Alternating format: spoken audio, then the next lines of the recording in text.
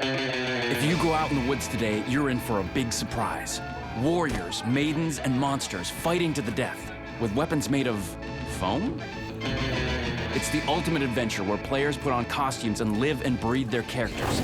This ain't no fooling around. This is LARP.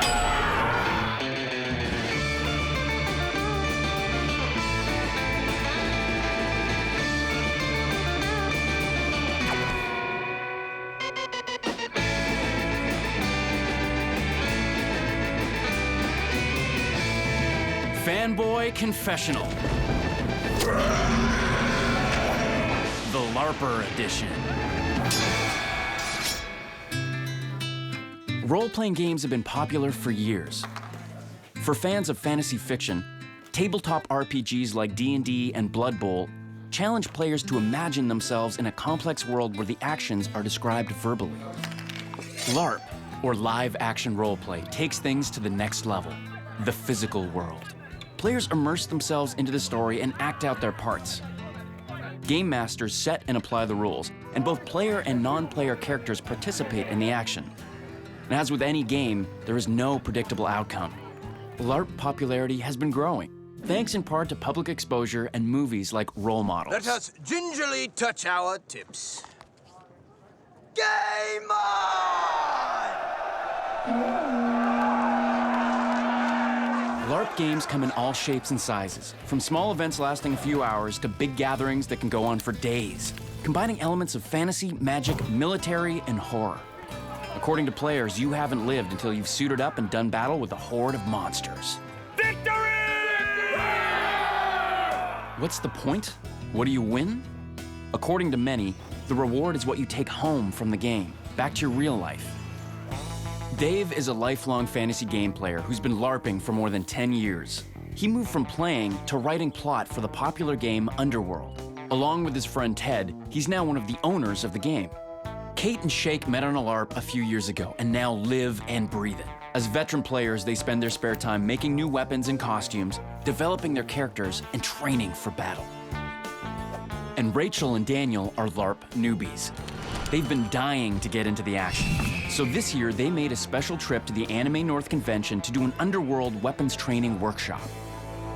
This is my first time because I turned 18. I wasn't 18 last year, and you have to be 18 to even do the demonstrations. So I've been looking forward to it, so I finally got to try. Oh, yeah! You want in-game effects, not out-of-game effects. So you're gonna wanna hit them like this. Okay? Everybody here has what we call body points. You all have 15 body. That means if you're struck for 2, it goes down to 13, etc., etc., etc. If you do die, that is if you fall below 0, you're dead. Feel free to die as dramatic as possible. Every time you swing, you must verbally call your damage. 2 normal, 2 normal, 2 normal. I call my damage so that my opponent knows how many points to subtract from his armor and then his health. It is an honor system. You have to keep track in your head. It's no fun if people cheat. Die when you die. I actually took a bit of sword fighting back when I was 14, and it was just for a month. But the way that they do it here is hacking and slashing. You're just trying to get the points in. That's the point of LARP, by the way, Yeah, hacking and slashing. yeah, I know, but it's different from the form that they would have you do otherwise. You're aiming too high. Oh, So but he has a shield. yes, I know. But you see, Clarity is important. Stopping action for logistics is done when players are out of game. When it's time to roleplay, you are in game. We're gonna end the out-of-game verbal part of this, and we're gonna bring you guys in-game. My name is Wolfgar of Clan Fenric, and I have come here from my homeland, following the scourge known as Bloody Bones. I put a call out for mighty warriors to join me to vanquish him, but you're all I got. So, grab your swords, and we're gonna go show this guy what for. Follow me! Vile goblin scum! We have come to destroy your master! There's a legion of undead monster warriors waiting outside the hotel to demolish this ragtag team of LARP rookies. Where did they come from? I'm actually dressed up as an NPC, which is a non-player character. We are the monsters the player characters get to attack. So we're sent out by the plot team to go and run around and attack people, and they kill us. So how can you serve this scourge? We just love to share it with people because it's so much fun, and we want other people to come and have that much fun with it. Is this the best you have? Being able to give that to a whole bunch of new players that might come out and enjoy our game is really rewarding, and it's a lot of fun. Oh, I had so much fun. I'm big on hitting people. It indulges your violent tendencies without actually being violent. You're all brave and mighty warriors! So now that she's 18, we can go for the day trip, I guess it is, or whatever. Weekend? Camping trip. Oh, wow. Yeah. So that should be fun. Kate and Shake socialize with their LARP comrades in and out of game, regularly gathering to work on their costumes and weapons, sharing skills and tips. We are making a stiletto for this gentleman here. So what do you think? Like that long? Yeah. That's all right? When I first started LARPing, I hadn't had much hands-on experience with, building anything or crafting at all. However, wanting to have my character have all of these cool items in game and stuff like that, you kind of have to do a whole bunch of it yourself, and you get the hands-on experience. You learn how to make a boffer sword or to stud leather. Duct tape is used because out of all of the tapes, it is the most resistant to the elements. Most tapes would just come apart, and you can't have that because everything needs to be safe. The foam is necessary because if you're gonna hit somebody, you gotta do it safely. You don't want anybody to be out of game injured. It's a certain brand of nerd that that LARPs. Just don't get it. And there are tons of people who just don't get it. And if you try and talk to them about it, they're like... There's also a negative stigma that is attached to LARPing. Like, there's so many other exceptionally nerdy people who are like, oh, why online RP, but LARPing's for nerds. It's like, what? Yeah. It's the difference between sitting in your basement alone with a computer and going out and interacting with people. We wouldn't know any of the guys here. Or each other. Or each other if we didn't LARP. It's a great community. Rachel and Daniel signed up for the next Underworld LARP event, a long weekend in the woods with only their wits and foam swords to protect them. So, they're doing their homework. There's like hundreds of pages. Want me to go back to the beginning or just go to the next thing? I'll keep scrolling. I don't know, isn't this the end? No, there was the gods and stuff at the end. Oh, that's right. We sat there for 4 hours and read the rule book one day. 120 some odd pages. Yeah. Your character background, the skills you want, the kind of character you're gonna play, like you're gonna play a good guy, a bad guy, someone like you, someone who you always wanted to be. Ow! Oh, you are so dead. You are so dead. You better put that down. I'm gonna kick your ass even more now. Okay. You have to keep track of your own damage, and as people damage you, you have to constantly subtract it. And if you haven't been keeping track very well, like I have a feeling I'm gonna have to stop on occasion and actually count with my fingers. It'll be a lot slower.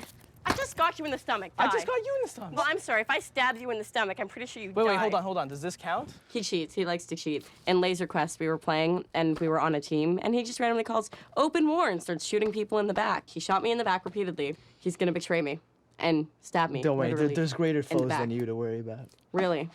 Okay.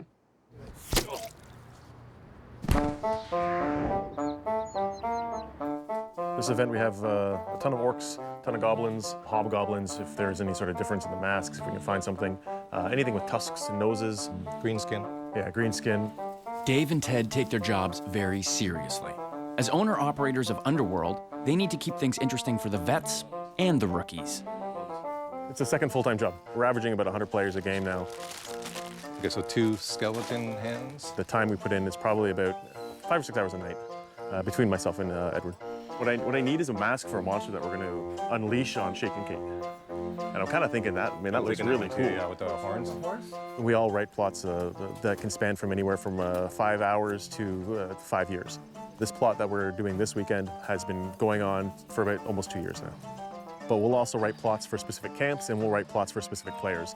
With Daniel and Rachel, we don't really have so much of a character history for them yet, so we're gonna do some more generic stuff that we can. The orcs and goblins that are coming are gonna summon a monster or creature that we're gonna have eventually Kate and Shake have to fight. They're veterans, so we're gonna put them in a little deeper of a situation. And keep in mind that we only start the stories, they actually write the endings to it, so what we want to do doesn't always turn out to actually happen.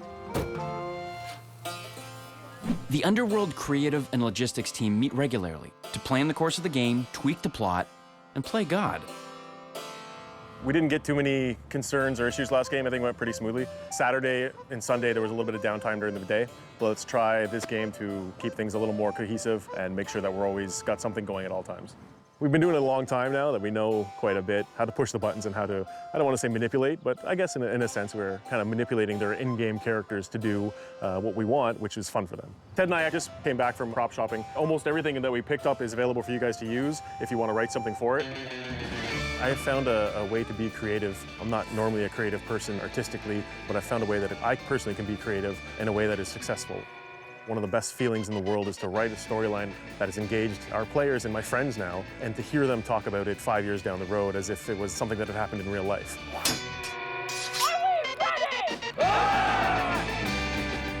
A long weekend of LARP is up next for our veterans and our rookies.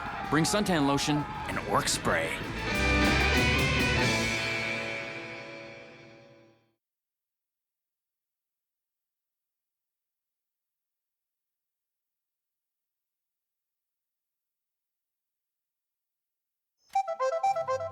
It's check-in time for the long weekend LARP. All right, let's have a look at this. Weapons are tested and certified for safety, and Rachel and Daniel are locked and loaded for action. This is also the 3-mile limit of the world infernal. The strange world of cell phones and iPods is left behind to allow for total immersion into the underworld. Once we've started game, we don't stop until Sunday. During that time, you stay in character the entire time. You don't leave unless there's an actual emergency. Players become immersed in the game world. You eat, sleep, all in character. It really makes the atmosphere. You know this person, but you don't know who they really are. All you know is who their character is. We had to practice just amongst ourselves and trying to call each other by our character names rather than the real names. Be like, hey, Daniel, that's not my name. Who's this Daniel of which you speak? Underworld is centered around a fortified town called Jericho, a cosmopolitan meeting place for bipedal creatures of all races and species. The Heart and Hearth attracts heat seekers, chefs, musicians, tellers of tall tales, and danger. You can feel the fear starting in town center when the sun starts to go down. All the mean stuff comes out when it's dark, because they want to scare you. My first battle. It was nighttime, and someone had gone missing, and someone had heard noises from the forest. The sheriff came and he asked for some volunteers. So I had no idea where we're going. I'm just being led to the forest, and we get there, and there's someone eating somebody else. We instantly attack, because that's just wrong. And then a couple more come out the sides, and the one it was eating gets up. Then it was just mass confusion. Everyone made it out safely, but it was definitely a thriller. I heard of skirmishes in the forest where they fought spiders, but I never thought that we met ghouls, and they have a high resistance to damage and stuff like that, so it was a close one. One thing that Underworld takes very large amounts of pride for is that we do not call break times or sleep times. There's no, okay, plot's gone to bed now, role play amongst yourselves or go to sleep. There's none of that. Kate and Shake are of the Fenheim clan, a race of warrior leaders. They're about to discover that Plot has something fiendish in store for them. Who goes on the path? Rotted trees! Gone! Hemming? That was fantastic and completely unexpected. Hemming is another PC. You don't normally expect stuff like that from other PCs. Hemming is a PC, or player character, like Kate and Shake. It's usually NPCs or non-player characters who are enlisted to help keep a story moving. But the plot team have given Hemming a fevered vision to share with them. He was stuttering to himself, acting really like a crazy person. Not yet! Why? No. Having this strange prophecy coming thrown at him and not knowing what to do about it. She's here. And she's built her greatest creation. Abomination like you can't imagine. And you can't kill it. You can't kill it. I've seen it. I've seen it.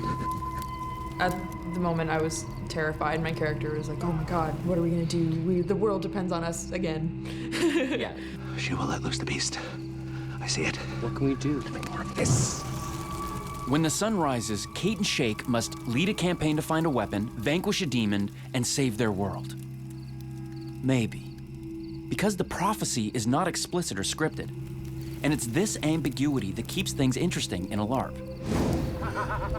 They give you that tiny little hint and send you on your way, and you get completely taken off guard and you don't quite know what's going on or what to expect. So we had our hint and we weren't quite expecting everything that was thrown at us. Nope.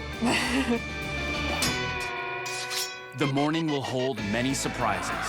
A fight for freedom and a battle with the forces of evil lay ahead when Fanboy Confessional returns.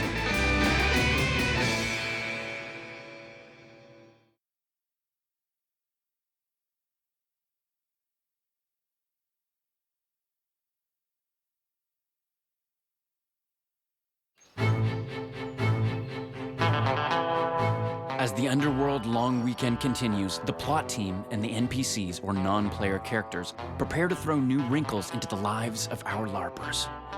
And sometimes, plot team members themselves put on costumes and get into the action. We also get to play roles too. We play the monsters. We also play the good guys, the allies, the enemies of a lot of players. So we do get to step out of our own lives for a bit and play other things. Dave had a little something up his sleeve when he offered Ray and Daniel a mini quest. We're looking for a man who robbed one of our merchant friends. And we're looking to see if we could maybe perhaps hire your services. I'd be free. We're willing to split the bounty with you. Up for it. We're just like, all right, like, I'm a warrior, let's do this. We get to this little encampment, and we hadn't noticed, but they kind of circled around us. Can you please drop your armor and weapons? You are now property of the Silver Moon slavers. Full body, full body, full body, full body. And then they just paralyzed us all. We didn't really get in much of a fight. Paralyzed guy. Feel that one. She's worth a lot. It wasn't that hard to trick me, believe me. It was pretty much just the second we got into a more of a private area, they just cast spells, and it was just like, oh crap, you know, great. I knew something was up, but I never expected that they would all just turn on me like that. People today, what can you say? First person to yell or scream loses their teeth, do you understand? We're not messing around here. It's not just newbies who fall for traps like this. Kate and Shake were already in custody. It's supposed to be more of a intense horror thriller idea rather than just hack and slash. So they really put the extra effort into getting you and your guards down. So last time I take advice from random spirits. And they had these little jail cells with pieces of the previous occupants. Ray and Kate had the requisite skills to break out of their jail cells and run for help. Fortunately for Daniel and Shake. Ray had lockpicking skills, so she was able to escape when they went to find a buyer. They didn't want to tip anyone off, so they didn't free us, and they didn't give us any of the weapons like they should have. Adventures like this are called mods, or modules. They're opportunities for the characters to discover more about each other and the game, and to release a little bit of inner tension. 7 normal, 7 normal, 7 normal, bitch. It's really, really, really annoying when they're just not dying. 7 normal, 7 normal. It helps if there's like 10 of you all stabbing it at the same time. I don't know if he's 7 or not, but whatever. Does anyone know how to get them out of there? Here's one of yours. You gonna be okay? Yeah. When I was a kid, I used to go to a drama camp. No, I'm a pretty overdramatic person. If I had needed. She brings all the drama I'll ever need. Thanks. Isn't this one of the best places in the world to be? It is, but every once in a while, a break would be nice. The excitement is non-stop. Last night, a prophet told Kate and Shake they must go on a quest to capture a weapon, one that could save their entire world. It's time to fight for the prize. If this creature crosses the curtain into Jericho, it will leave nothing but destruction in its path. We are looking for a key. There is no way to stop this creature without using this. If you see it, don't touch it. Call for myself or Aggie.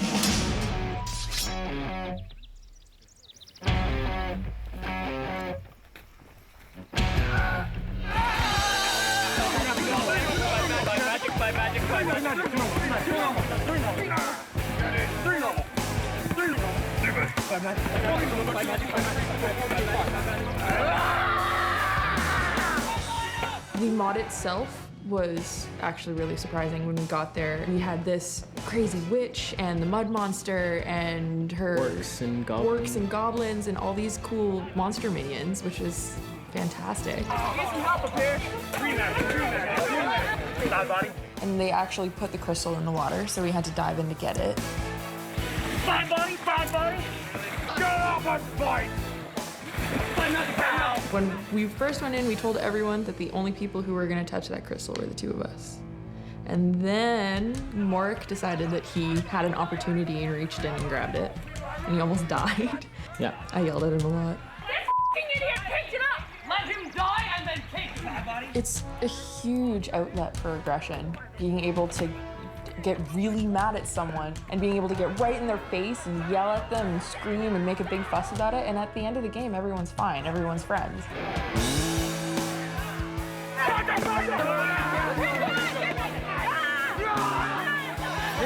You've experienced things in the LARP that you can't safely experience in real life. You can betray your friends. You can get into a dangerous situation. You can literally be a hero. You can kind of flex your emotional wings at a LARP in a safe environment. Now! Across! Now! Bye, buddy! People want to get out of their lives for whatever reason and go play somebody who's got a much cooler life or a much better life or a richer life or a more powerful life. And I totally understand it. That's one of the reasons I played as well. A lot of people do things to escape. They play softball, they go to movies, but this is that escapism times 100. They're playing someone completely different and everyone else around them is helping them immerse themselves. There's nothing else like it when it comes to creativity. There's nothing that can prepare you for it.